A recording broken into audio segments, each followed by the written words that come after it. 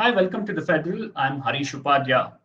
Even as we speak, Israel has been pounding Gaza Strip with rockets and also using F-16s and advanced weaponry to target Gaza after the Hamas fired rockets at the Israel. But for the larger world, this is a complex issue. It's an issue that has a history that stretches several decades. There have been several dynamics that have changed in the last few decades, and the war at this particular region in West Asia has been going on and off for several decades now. This needs to be deconstructed and explained to the audience, and who better than Mr. Dakshina, the associate editor of the Federal, someone who's been with Al Jazeera before. He was based in Doha, has written extensively on West Asia. Welcome to the show, sir. To begin with, can you, in probably for layman, can you explain what really is this issue that we have been hearing for decades now? What is at the heart of this issue?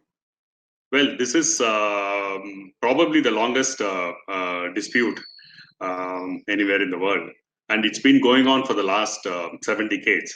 So what you see today is, an outcome, and probably, amongst the series of attacks and counter attacks between the Palestinians and the Israelis. It basically stems from the historical events that happened in 1948 when Israel was created, and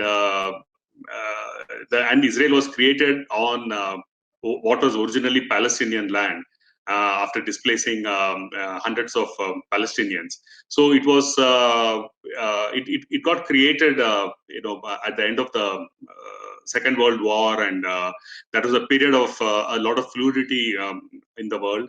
And once Israel was created, it also caused a lot of tensions in the region, because it was not done in any fair or legal manner. There was what is known as the Palestinians call it Nakba, or the catastrophe, by which what it basically means is that this country called Israel was created at the expense of Palestine. Historical Palestine. And since then, progressively, Israel has occupied the entire region called Palestine, except for these two small areas still left, and with the Palestinians called the Gaza Strip and the West Bank. Even these two territories are Palestinian only in name, because in reality, it's completely under the control of Israel. So, this original plan, which was drawn up by the British, who were colonialists, to create two states in this region, effectively has been actually a non-starter.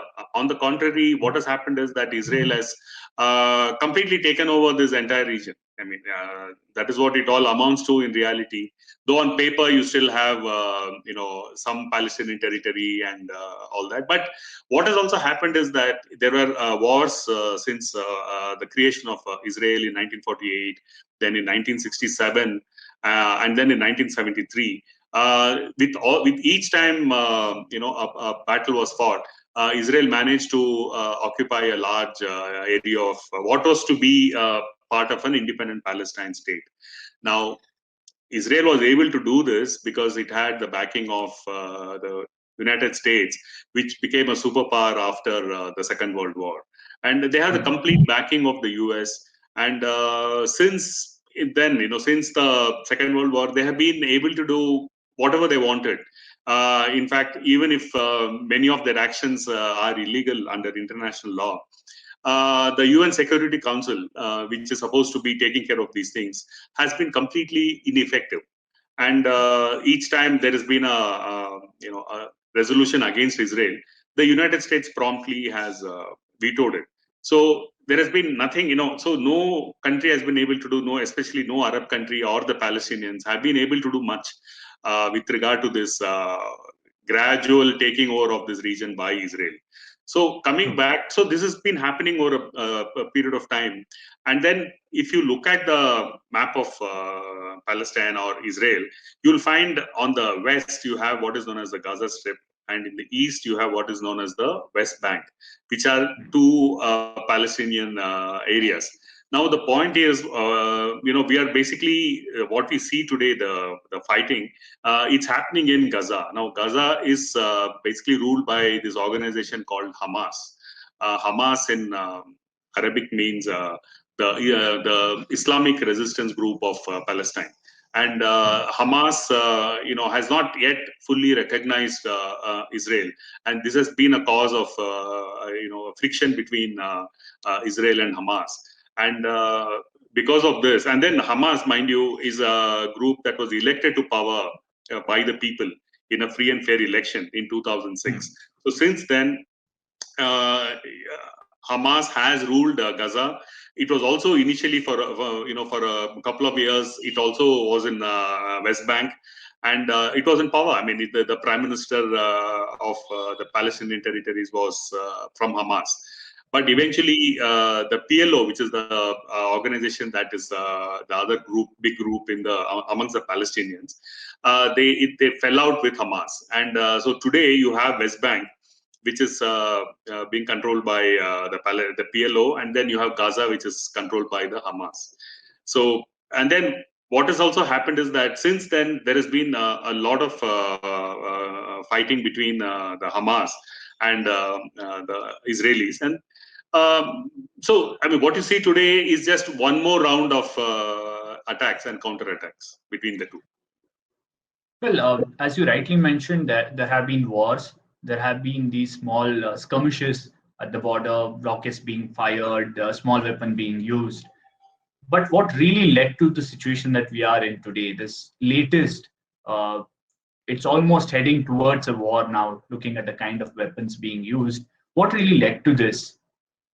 So what happened? See, what has happened as far as Israel is concerned is that when we say that Israel has taken over Palestinian areas, what it basically means is on the ground, Israel promotes or backs Israeli Jewish settlements in what is basically meant to be part of the future Palestinian state. Okay, so this is how Israel has managed to slowly gobble up area in Palestinian areas meant for the Palestinians. Okay, now as far as the latest instance is concerned, it's it's very shocking actually at one level, because what a few days ago rather, in the areas around this Al-Aqsa Mosque, this Al-Aqsa Mosque in East Jerusalem is one of the holiest and very important regions in the world. And then this Al-Aqsa Mosque is considered the third holiest shrine in Islam. After Mecca and Medina, you have Al-Aqsa.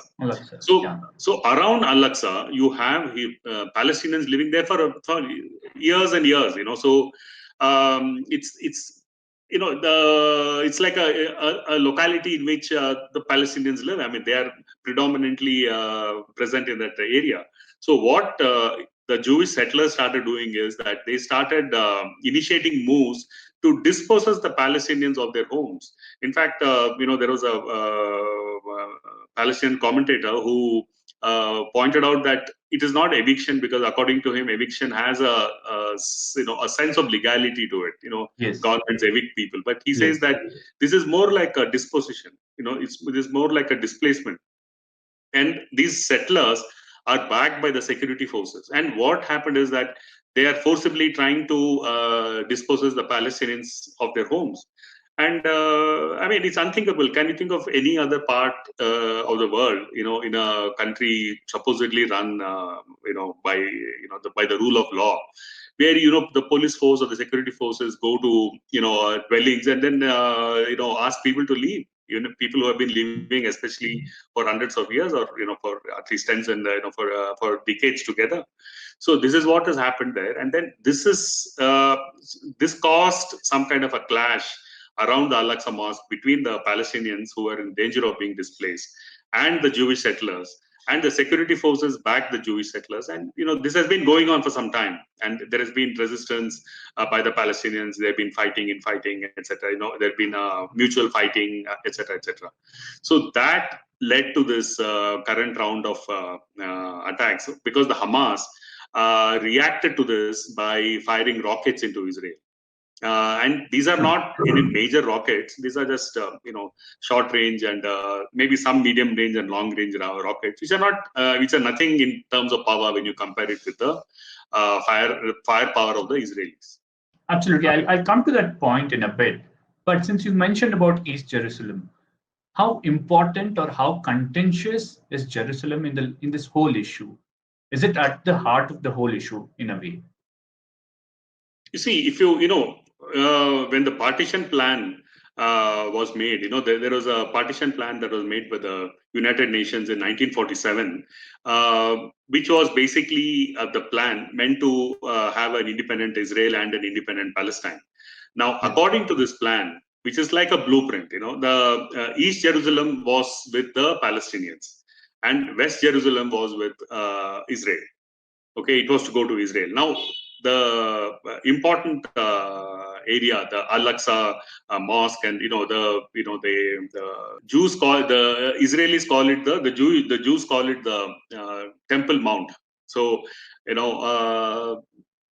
basically, what has happened is that Israel in the 1967 war, it occupied East Jerusalem. It occupied East Jerusalem, and so this entire area, this East Jerusalem, came into the hands of Israel. Now, what is the importance of East Jerusalem is that it was meant to be the capital of a future Palestine state. So today, East Jerusalem, for all practical purposes, has slipped out of Palestinian hands. So this entire thing about a partition plan and the possibility of a future Palestinian state looks completely bleak. And without East Jerusalem as the Palestinian state, there can't be a solution to this conflict. So that's why East Jerusalem is important. Yeah. For people who haven't really done enough research about this, how big is this area that we're talking about, East Jerusalem, that's in contention, where people are being displaced? It's this entire the area, the old city, the Jerusalem. It's not a very large area. It's not a very large area, and it's it's as per all the reports. I personally haven't been there, but it's a crowded area, and it's like any residential locality that you would find anywhere. It's what is unique about this area is the fact that it's very important for Jews, very important for Muslims, and very important for Christians. So all the three major religions of the world, for all of them, this particular area, East Jerusalem and the Al-Aqsa compound, is very, very important and historically significant, and even religion-wise extremely sacred. So it's one of the probably the most sacred area where three religions vie for this place. But then, that is at one level. But then, if you look at the we have to basically look at it purely from what was the plan that was originally envisaged. And if you look at that plan, this area has to go to the Palestinians. But it's in the hands of Israelis right now. And the Israelis want to complete their domination and consolidation by forcibly pushing out the Palestinians from their homes and then occupying it with Jewish settlers. So yes, earlier in the conversation you mentioned about the firepower being used by the Israelis. Israelis today have one of the most advanced weaponry and associated technology with them. We are looking at Iron Dome being very efficient in this, how they spend money and research on this over the last few decades. And many are saying this disproportionate use of arms over there. And as you mentioned, Hamas is using rockets, but they're not sophisticated, advanced, long-range rockets. It's at the max, say, a medium-range rockets that are being used. How does Hamas now tackle this? Because there are reports saying that for this, the latest skirmish that's happening, probably Hamas was ready, because the number of rockets that they have fired into Israel is perhaps more than what happened during the last time round. I'm not sure about the figures that are out there, but they said it was much more than what it was when there was a skirmish a few years back. So was Hamas anticipating this and kind of stepping up their armory and the kind of firepower that they require? this is at the heart of the problem. For instance, the Palestinians don't have a standing army. They don't have any army. Okay, Israel, though Israel calls their army as the Israel Defense Force, in reality, it's hardly a defense force. It's a regular military, and Israel is today one of the most powerful militarized countries in the world, with the state of the art weaponry in their hands.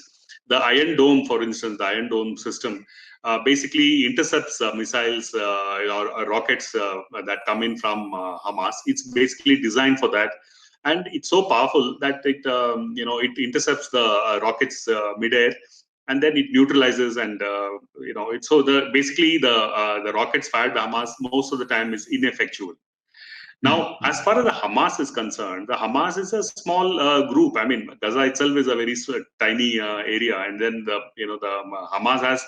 It's a very small group, but they're a group of very dedicated fighters, and they're fighting for their homeland, and they want an independent Palestine state. So they're very driven by that. And then the fact is that they're also losing out consistently over a period of time. So, but what they have managed to do is that much of what they have done is basically indigenous. They have got financial support from Iran. They're backed by Hezbollah in Lebanon.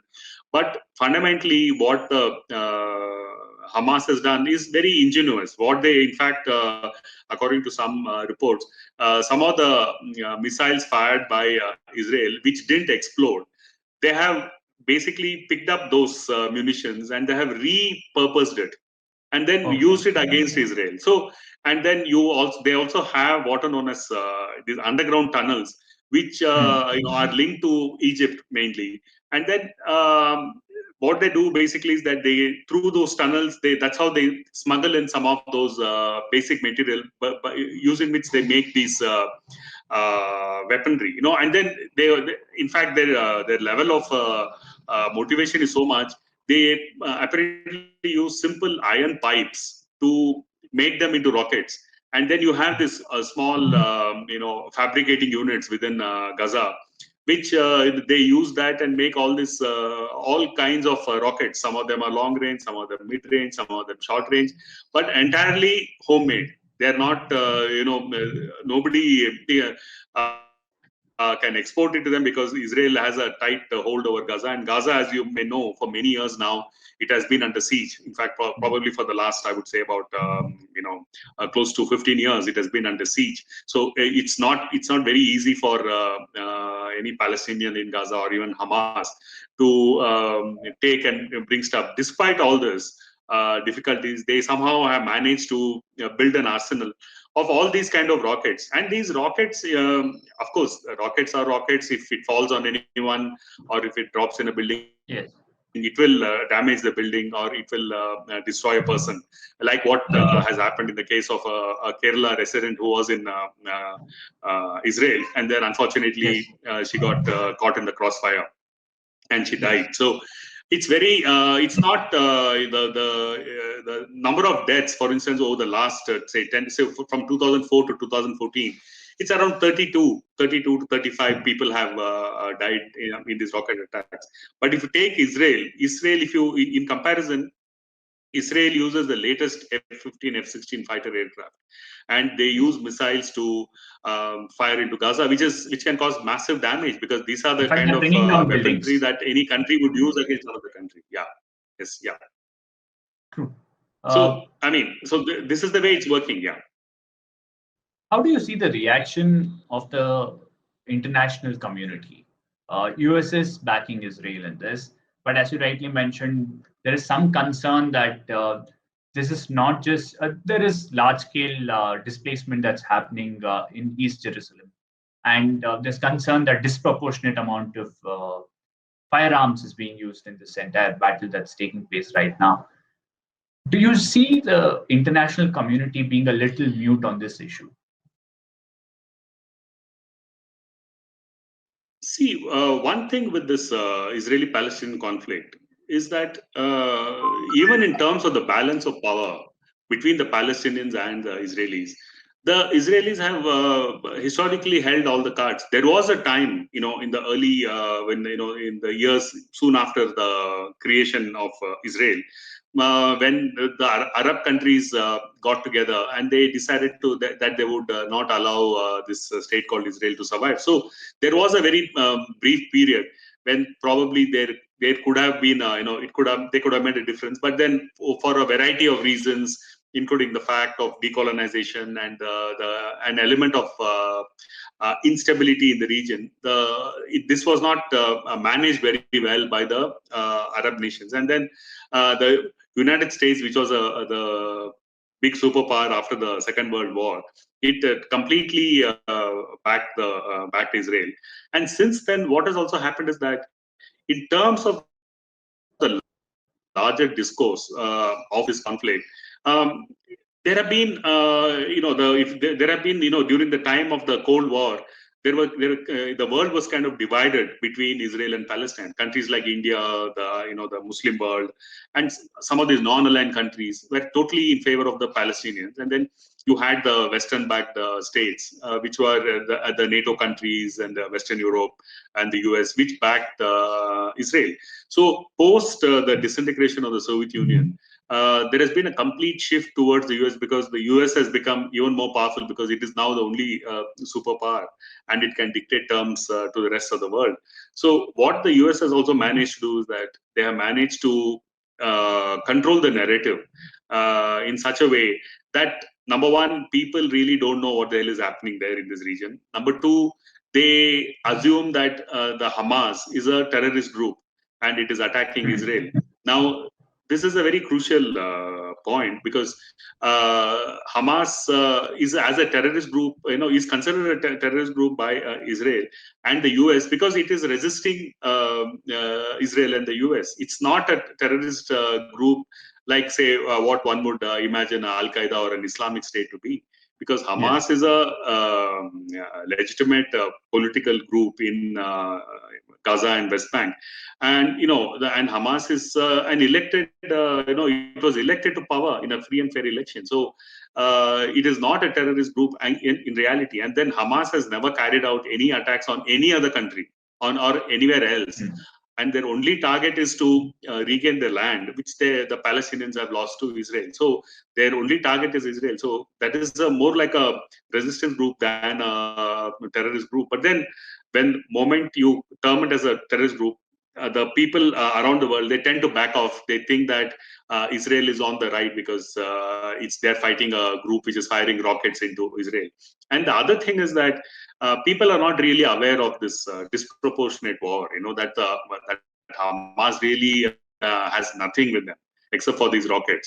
And then you have Israel with completely backed picture, and Israel, mind you, is a nuclear power, though it is Israel has until today never acknowledged it. It is a nuclear power, and it's one of the strongest. It has one of the strongest militaries in the world.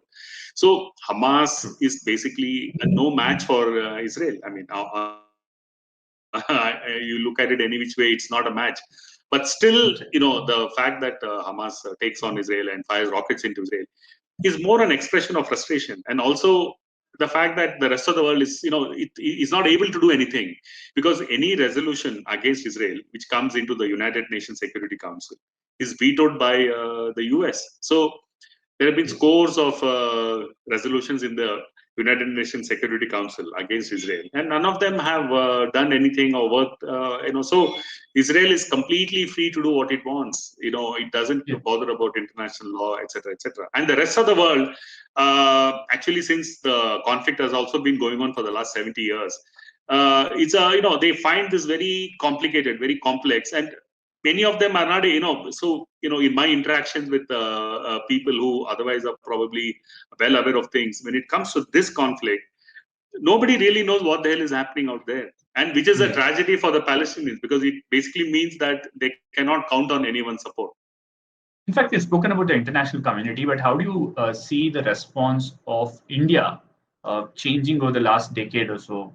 Yasser Arafat's death was one, and then India moving away from that point, and then engaging in defense deals with Israel and treating it as one of the most as far as important India is defense concerned, India, was historically close to the Soviet Union, and it was a non-aligned nation. And so India firmly was with the Palestinians. In fact, until 1991, India did not have any relationship with Israel. So diplomatic relations between India and Israel, actually started in 92, 91, 92 under the PV Narasimha Rao government. Since then, India has moved very close to Israel, and India is one of the biggest importers of Israeli weaponry. And even on many other fronts, Israel and India are very close to each other. And also over a period of time, there has been a increasing polarization within India on religious lines. So what has happened is that India being largely, 80% Hindu state, Israel sees India as a non-threatening nation and as an ally, as a friend, because the population of the Muslims are very few. And as far as India is concerned, the Indian government feels much closer to Israel, because Israel is also in some ways fighting what they see as the Arabs, who are mostly Muslims. So, and also one more point is that the United States, Israel, and India are today seen as a kind of an axis. So India's but at the same time, India cannot afford to antagonize the Palestinians, because India has a very old relationship with the Arab world.